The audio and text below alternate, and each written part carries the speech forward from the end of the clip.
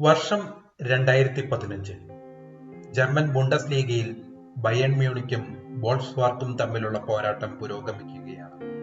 പകുതി സമയം പിന്നിട്ടപ്പോൾ ബയൺ ഒരു ഗോളിന് പിന്നിലായിരുന്നു. മത്സരം രണ്ടാം പകുതി ആരംഭിച്ചു. തിയാഗോ അൽക്കാൻഡ്രയെ പിൻവലിച്ച് ബയൺ മാനേജർ പെപ് ഗാർഡിയോള മറ്റൊരു താരത്തെ കളത്തിലേക്ക് ഇറക്കിവിട്ടു.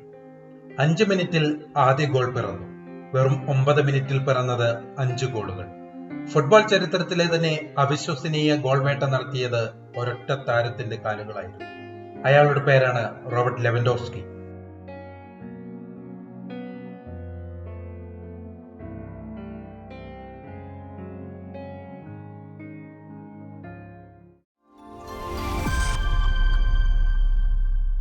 ലെവൻഡോവ്സ്കി ഇന്ന് 37-കാരനായ പോളിഷ് സ്ട്രൈക്കർ സ്പാനിഷ് വമ്പന്മാരായ ബാഴ്സലോണയുടെ താരമാണ്.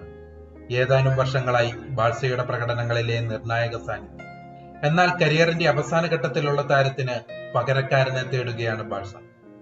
2022-ലാണ് ലെവൻഡോവ്സ്കി ബയൺ വിട്ട് ബാഴ്സയിലേക്ക് എത്തുന്നത്. 34-കാരനായ താരത്തെ സ്വന്തമാക്കിയതിൽ വിമർശനങ്ങൾ നിരവധിയായി. പ്രായമാണ് വിമർശനങ്ങളുടെ പ്രധാന കാരണം. അന്നത്തെ ബാഴ്സ മാനേജർ സാവി ഹെർണാണ്ടസ് ഇങ്ങനെ മറുപടി നൽകി: പ്രായമാണ് മാനദണ്ഡമെങ്കിൽ 38-ാം വയസ്സിൽ ദാനി ആൽവസിനെ സൈൻ ചെയ്തത് എന്തിനാണ്?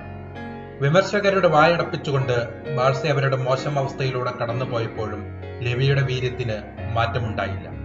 ഓരോ സീസൺ പിന്നിടുമ്പോഴും പോളിഷ് കരുത്ത് വർദ്ധിച്ചു വരികയും ചെയ്തു. ബാഴ്സലോണയ്ക്കായി ഇതുവരെ 175 മത്സരങ്ങൾ കളിച്ച ലെവൻഡോവ്സ്കി 114 ഗോളുകൾ നേടിക്കഴിഞ്ഞു. ഗോൾ നേട്ടത്തിൽ സെഞ്ചുറി തികയ്ക്കാൻ വേണ്ടി വന്നത് 147 മത്സരങ്ങൾ. സാക്ഷാൽ ലിയോണൽ മെസ്സിയേക്കാൾ വേഗത്തിലായിരുന്നു ലെവൻഡോവ്സ്കി ബാഴ്സയ്ക്കായി വല ചലിപ്പിച്ചത്. കഴിഞ്ഞ സീസണിൽ ഹാൻസി ഫ്ലിക് ബാഴ്സയുടെ മാനേജറായി. ലെവൻഡോവ്സ്കിക്കൊപ്പം ലമീൻ യമാലും റാഫീനിയും ഒന്നിച്ചു. ബാഴ്സയിൽ പുതിയൊരു ത്രയം രൂപപ്പെട്ടു. മൈതാനങ്ങളിൽ അവർ അത്ഭുതങ്ങൾ സൃഷ്ടിച്ചു.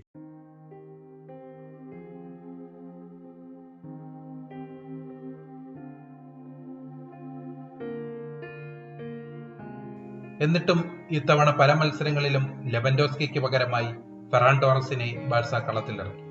ഇതോടെയാണ് ലെവൻഡോവ്സ്കിയുടെ കറ്റാലിയൻ കളി ജീവിതത്തിന് അവസാനമാകുമെന്ന സൂചനകൾ വന്നത്. സൗദി MLS ലീഗുകളിൽ നിന്നായി പോളിഷ് സ്ട്രൈക്കറിനായി ഓഫറുകളുമുണ്ട്.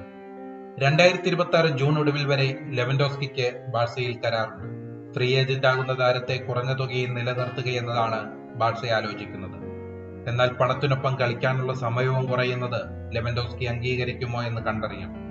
ബാഴ്സയിലും മുമ്പ് ബയേണിലും തന്റെ പരിശീലനത്തിൽ മിന്നും പ്രകടനം നടത്തിയ താരത്തെ ഹാൻസി ഫ്ലിക് വിട്ടുകളയുമോ എന്നതും കാത്തിരുന്ന് കാണാം.